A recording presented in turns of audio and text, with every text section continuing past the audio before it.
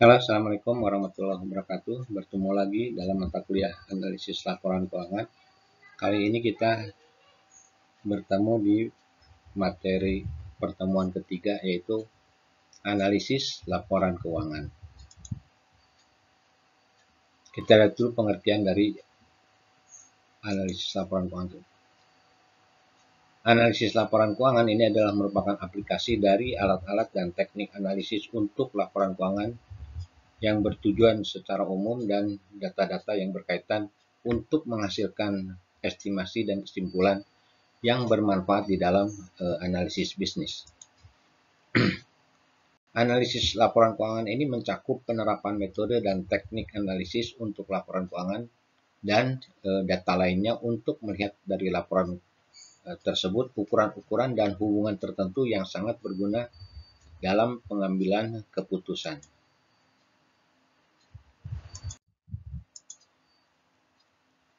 Kita lihat arti penting dari laporan keuangan. Laporan keuangan adalah merupakan hasil dari proses akuntansi yang digunakan sebagai alat untuk berkomunikasi antara data keuangan atau aktivitas suatu perusahaan dengan pihak-pihak yang berkepentingan dengan data atau aktivitas perusahaan tersebut. Adapun pihak-pihak yang berkepentingan antara lain pemilik perusahaan, kemudian manajer atau pimpinan perusahaan, berikutnya investor, kreditur atau bankers, dan pemerintah. Atau ada juga pihak-pihak yang mempunyai kepentingan terhadap laporan keuangan perusahaan, banyak sekali. Bicara tentang laporan keuangan pasti ada keterbatasannya. Antara lain yang pertama bahwa laporan keuangan ini bersifat khusus, yaitu laporan atas kejadian masa lalu atau yang telah lewat, sehingga tidak dapat dianggap sebagai laporan saat ini. Namanya laporannya pasti yang sudah terjadi. Kemudian bersifat umum, di mana informasi yang disajikan ini kepada semua pihak atau bukan pihak tertentu saja. Padahal masing-masing pihak memiliki kepentingan yang berbeda-beda.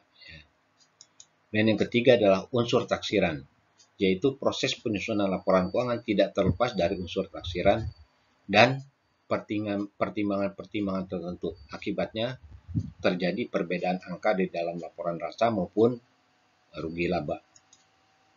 Yang keempat bersifat konservatif, yaitu jika ada penilaian pos tertentu yang tidak pasti, maka dipilihkan alternatif yang paling kecil untuk aktiva dan pendapatan. Bahkan pendapatan yang belum pasti tidak diakui, tetapi kerugian yang mungkin terjadi akan diakui atau dicatat.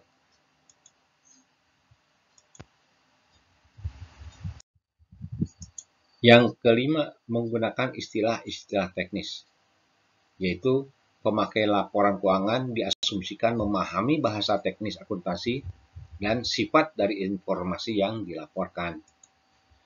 Kemudian yang keenam, menggunakan informasi kuantitatif, ya, jadi angka-angka aja, yaitu informasi yang bersifat kuantitatif dan fakta yang dapat dikuantifikasikan pada umumnya diabaikan. Kemudian yang ketujuh adalah mengabaikan nilai waktu dari uang atau time value of money, yaitu jumlah yang sama besarnya pada saat ini pasti lebih besar nilainya dibandingkan dengan waktu yang akan datang.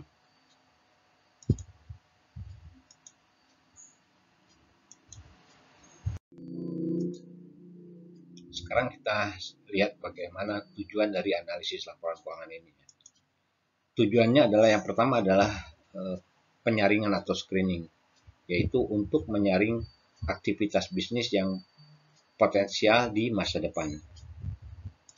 Kemudian yang kedua adalah peramalan atau forecasting, yaitu digunakan untuk meramalkan kondisi keuangan perusahaan di masa sekarang dan di masa yang akan datang.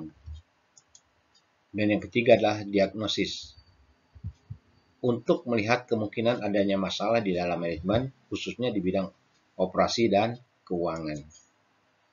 Dan yang keempat adalah penilaian atau evaluation, ini untuk menilai prestasi manajemen, operasi, dan keuangan, serta lain-lain. Berikutnya kita lihat bentuk dan analisis, teknik analisisnya.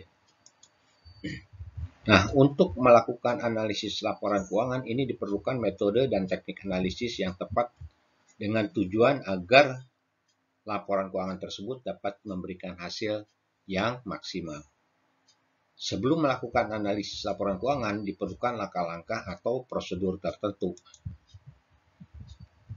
Adapun langkah atau prosedur yang dilakukan di dalam analisis laporan keuangan yaitu mengumpulkan data keuangan dan data pendukung yang diperlukan selengkap mungkin baik untuk satu periode maupun beberapa periode. Kemudian melakukan pengukuran-pengukuran atau perhitungan-perhitungan dengan rumus-rumus tertentu sesuai dengan standar yang biasa digunakan secara cermat dan teliti sehingga hasil yang diperoleh benar-benar tepat. Adapun untuk analisis laporan keuangan ini bisa dilakukan secara vertikal ya, analisis vertikal yaitu analisis statis, atau ini merupakan analisis yang dilakukan terhadap hanya satu periode laporan keuangan dengan menganalisis antara pos-pos yang ada di dalam satu periode dan informasi yang diperoleh hanya untuk satu periode saja, serta tidak diketahui perkembangan atau periode ke periode. Sedangkan yang kedua adalah analisis horizontal. Nah, analisis ini merupakan analisis yang dilakukan dengan membandingkan laporan keuangan untuk beberapa periode. Dari hasil analisis ini akan terlihat perkembangan perubahan dari periode satu ke periode yang lain. Sekarang kita lihat jenis-jenis teknik analisis laporan keuangan itu sendiri. Yang pertama adalah analisis perbandingan antara laporan keuangan atau analisis komparatif ya. Yang kedua adalah analisis tren. Dan yang ketiga adalah analisis rasio. Nah, analisis rasio ini bisa rasio likuiditas, analisis rasio solvabilitas, analisis rasio aktivitas, analisis rasio profitabilitas. Kemudian perlu juga kita mengetahui analisis rasio keuangan bank, analisis sumber dan penggunaan kas, analisis kredit, dan analisis titik impas atau analisis break-even point.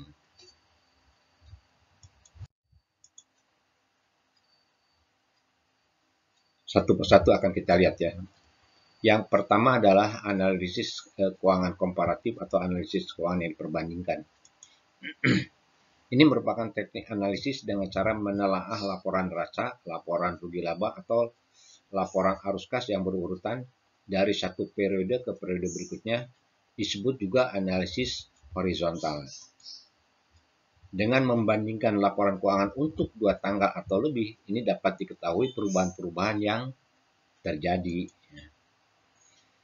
Nah, perubahan ini menunjukkan perkembangan keadaan keuangan perusahaan di dalam satu periode yang disebabkan laba atau rugi yang bersifat operasional atau insidentil, diperolehnya aktiva baru atau adanya perubahan bentuk aktiva, timbul atau lunasnya hutang atau adanya perubahan bentuk hutang, pengeluaran atau pembayaran atau penarikan kembali modal saham, baik bertambah maupun berkurang. Kita lihat sekarang bentuk dan kolom-kolom di dalam laporan keuangan yang diperbandingkan seperti ini ya. Jadi misalkan kita membandingkan antara laporan tahun 2020 dengan tahun 2019. Maka kita lihat di sini adalah kenaikan penurunannya, baik dalam rupiahnya maupun dalam persentasenya. Kemudian nanti akan diketahui rasionya. Rasionya adalah perbandingan antara komponen tahun ini dengan tahun yang lalu. Ya. Maka kita lihat juga perubahannya dalam persentasenya dari totalnya. Dari total ini berarti dilihat dari perkembangan per komponen ini, per komponen laporan keuangan dengan totalnya. Ya. Jadi ini persentase dari total. Seperti kas misalkan di sini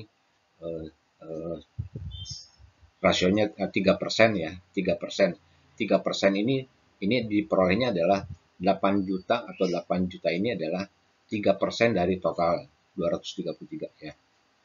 Tahun 2019. Tahun 2020 ini 6%. Berarti di sini 16 juta adalah 6% dari 266 dan seterusnya ya. Ke bawahnya ini juga sama. Sehingga di bawah ini totalnya adalah 100% ya.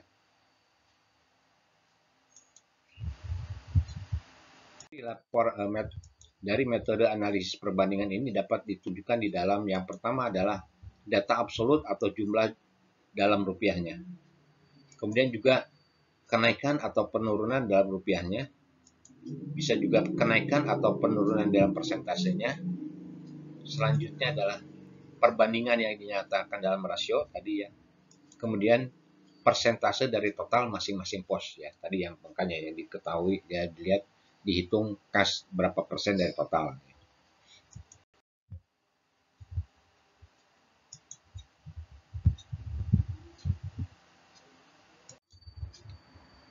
Baik, sekarang kita bicara tentang tahun pembandingkan. Ini kita akan membandingkan laporan keuangan antara satu periode dengan periode yang lain. Maka kita bisa melihat bagaimana tahun pembandingnya, yang mana yang akan kita gunakan sebagai tahun pembandingnya. Yang pertama adalah tahun paling awal sebagai tahun pembandingnya.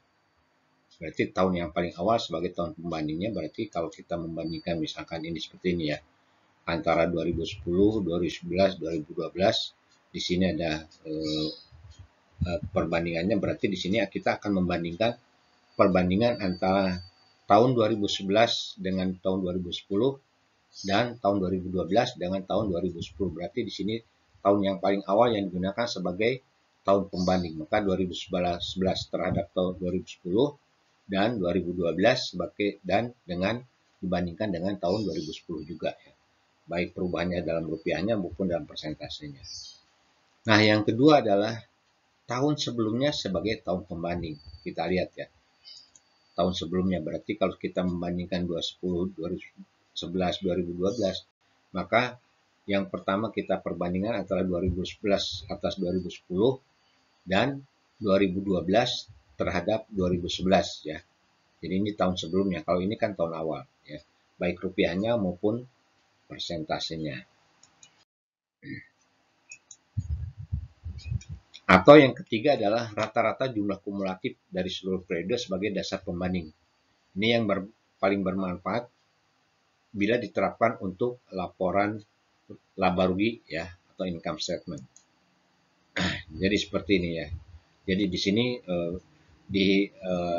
dari 3 tahun laporan laba rugi ya, maka dihitung rata-ratanya, dijumlahkan dari 3 tahun ini kita jumlahkan rata-ratanya, sehingga nanti diperbandingkan ya bahwa tahun 2018 ini di atas rata-rata, 2019 ini di atas rata-rata, tapi tahun 2020 ini di bawah rata-rata ya. Dan seterusnya ke bawahnya. Jadi semuanya dengan membandingkan dari jumlah masing-masing periode ini dengan rata-ratanya. Apakah di atas rata-rata atau di bawah rata-rata. Nah, kita lihat sekarang ini adalah bentuk dari analisis perbandingan ya, dari tahun 2016 sampai dengan tahun 2020, di mana berarti di sini adalah tahun 2016 sebagai tahun dasarnya. Tahun dasarnya yang digunakan. Berarti di sini 2017 terhadap 2016, 2018 terhadap 2019, 2016, 2019 terhadap 2016, dan 2020 terhadap 2016. Kita lihat ya, pertama dulu. Yang neraca ini ya, 2017 kas di sini 120%. Artinya bahwa kas tahun 2017 ini 120% dari tahun 2016 ya. Kan 2016 100.000, 2012 120. Sedangkan tahun 2018 ini 130, tahun 2019 cuma 90%, dan tahun 2020 140%.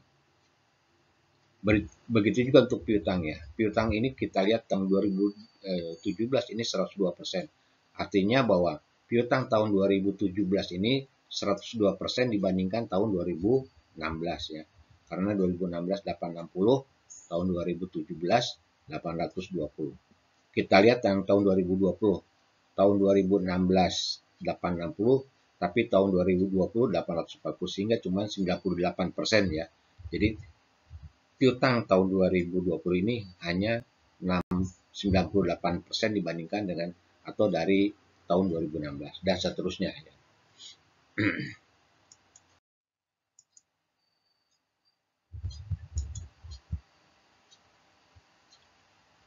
Sampai terus ke bawah ya, tadi dia dari mulai aktiva sampai ke pasifanya ya, sama juga, yaitu membanding-bandingkan antara tahun 2016 sebagai dasar pembandingnya atau tahun dasarnya.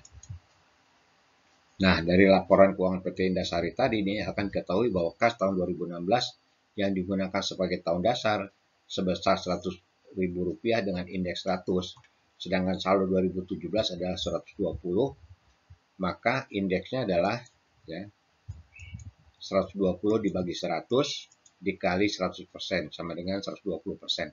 Ini artinya ya, jadi ini penjelasannya ya. Penjelasannya bahwa uang kas yang tersedia tahun 2017 adalah 120% daripada yang tersedia dalam akhir 2016.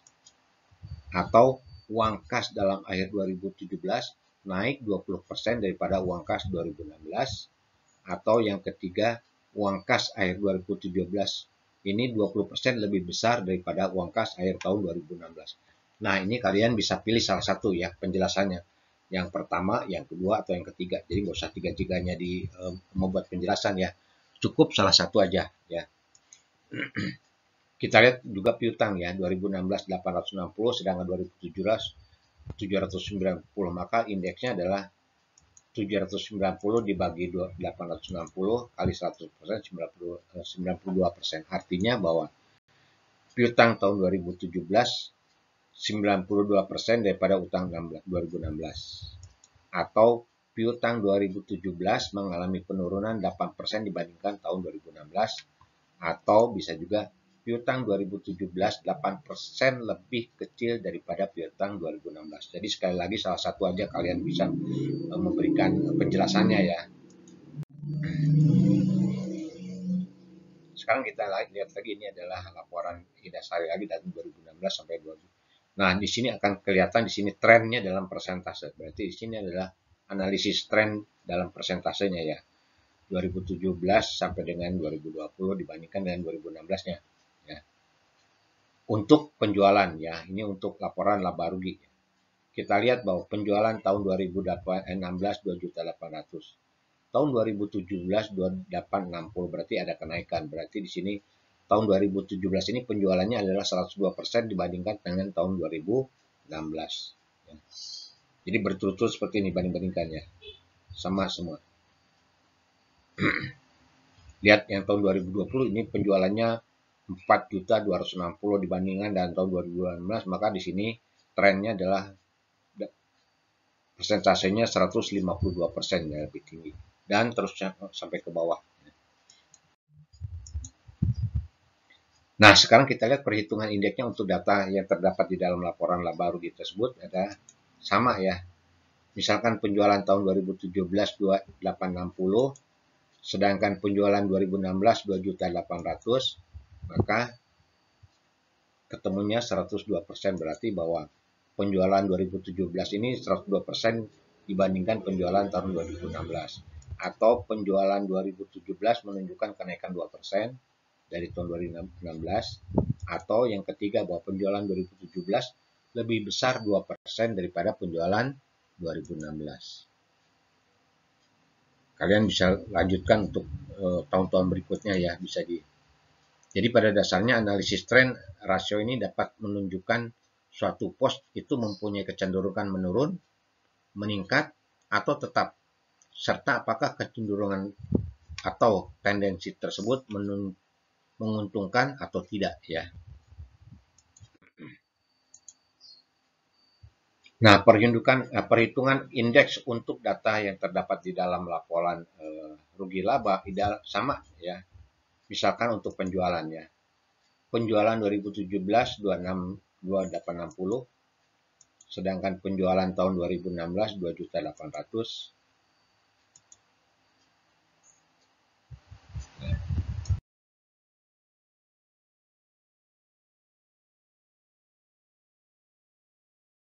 Yang berikut adalah analisis persentase per komponen atau common size percentage analysis ya.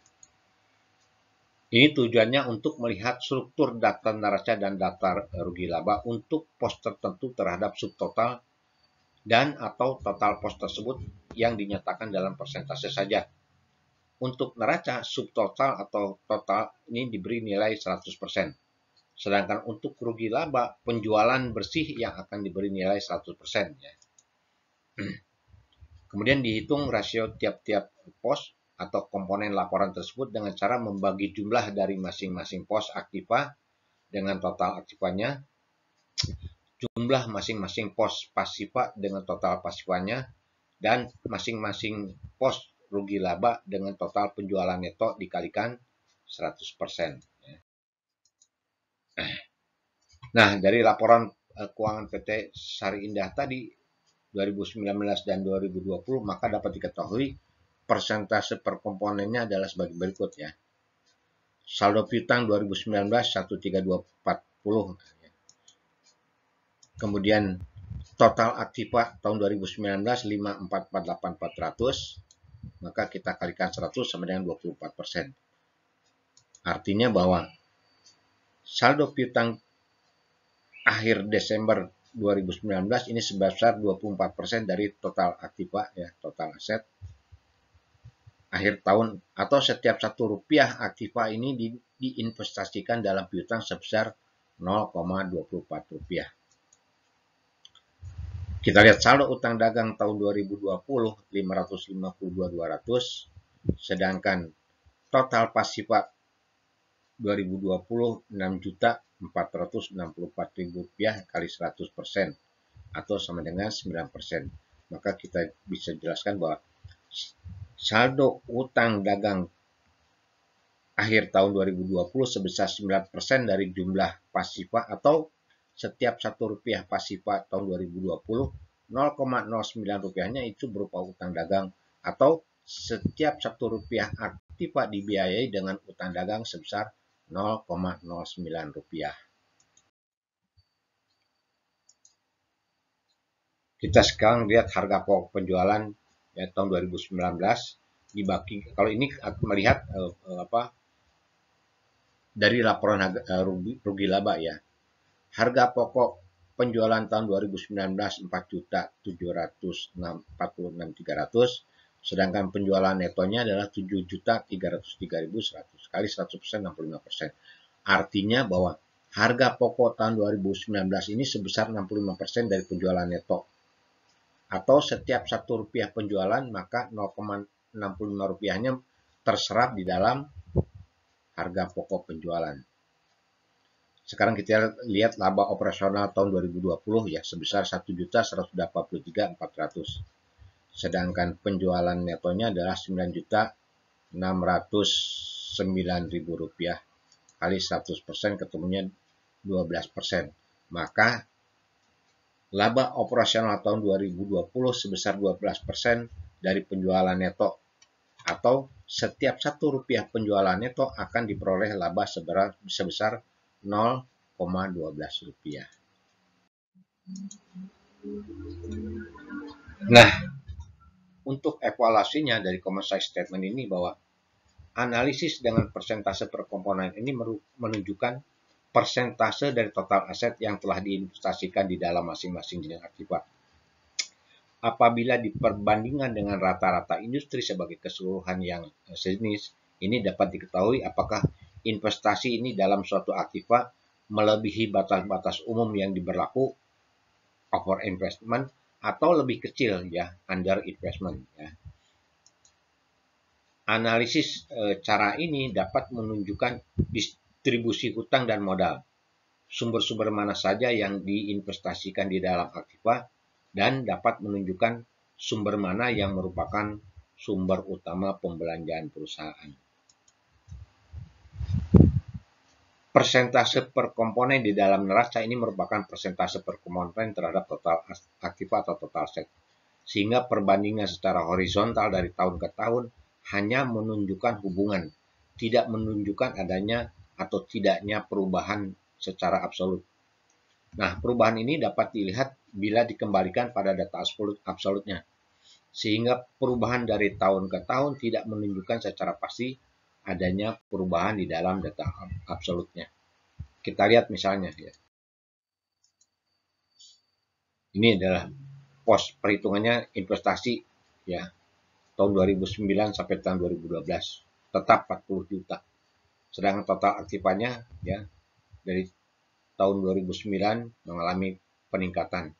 Tapi common size-nya kita lihat bahwa common size-nya adalah A dibagi B terjadi penurunan ya, menurun dari 3,74 sampai tahun 2012 ini 2,58. Yang kedua bahwa penurunan persentase investasi disebabkan total aset yang berubah. Bahkan mungkin juga bahwa data absolutnya mengalami kenaikan tetapi common size-nya justru menurun. Kita lihat misalnya ya, seperti ini ya. Ini pos hutang ya. Tahun 2009 1 juta, 2 juta, 3 juta, 4 juta. Tapi total pasifannya meningkat juga ya. 5 juta, 12 juta, 15 juta, 40 juta. Kita lihat common size-nya bahwa A dibagi dengan B. Ini tahun 2009 20%, 2010 16,7%, 2011 20%, tapi 2012 10%. Ya. Jadi di sini bahwa tetapi common size-nya justru menurun ya. Nah, hal tersebut disebabkan karena total pasifa bertambah dengan rate yang lebih cepat daripada bertambahnya utang obligasi. Atau mungkin juga data absolutnya mengalami penurunan. Tetapi dalam laporan dengan persentase per komponen justru menunjukkan kenaikan. Misalnya kita lihat ya persediaan dari 2009 40 juta tapi sampai dia menurun hingga tahun 2012 tinggal 10 juta. Tapi total asetnya ya dari 2009 juga mengalami penurunan dari 600 jadi 400 250. Tapi kita lihat di sini ya common size-nya justru meningkat ya. Common size-nya jadi tahun 2009 6,7%, naik menjadi 7,5%, naik menjadi 8%, dan terakhir menjadi 10% ya. Ini. Jadi common size statement ini hanya menunjukkan tren dari hubungan ya dan tidak menunjukkan perubahan absolut yang terjadi.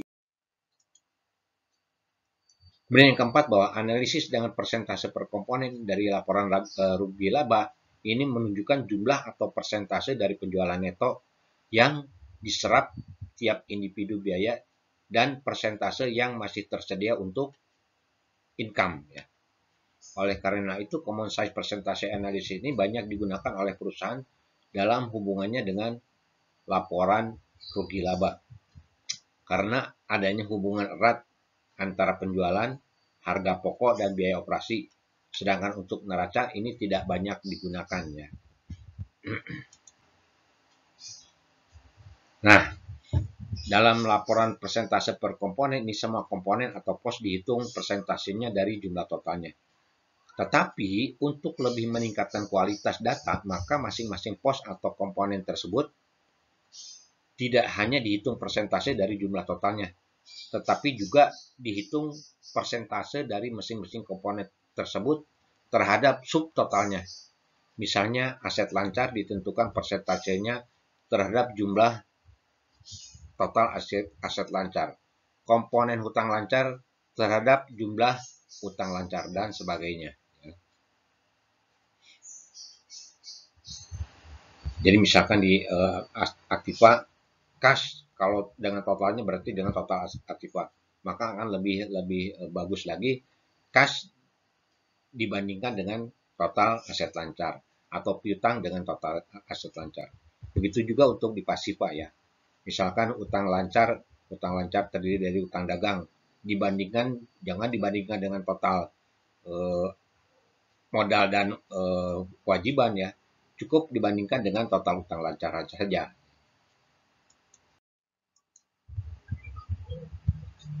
Ini contohnya seperti ini ya, Ini adalah sub totalnya dari aktiva lancar ya. Sub totalnya ini adalah jumlah aktiva lancar. Sedangkan ini adalah totalnya ya. Jadi nanti misalkan kas dengan subtotalnya jumlah aktiva lancar. Jadi di sini bisa menghitung persentase dari subtotal maupun persentase dari total ya. Jadi bisa kas dengan aset lancar atau kalau dengan totalnya berarti kas dengan total aktiva ya. Begitu juga untuk pasifanya sama juga ya. Pasifanya utang dagang dengan total utang lancar, bukan ini yang subtotalnya. Kalau totalnya berarti utang lancar dengan jumlah utang dan modal. Demikian mungkin paparan kita atau materi kita untuk pertemuan ketiga ini yang berkaitan dengan analisis laporan keuangan. Semoga bermanfaat buat kalian semua, sehingga sebelum kalian mengikuti perkuliahan, kalian bisa menyimak dulu video ini secara lengkap ya. Adapun kalau ada pertanyaan, silakan nanti kita diskusikan di dalam kelas. Terima kasih. Billahi taufik wal hidayah. Assalamualaikum warahmatullahi wabarakatuh.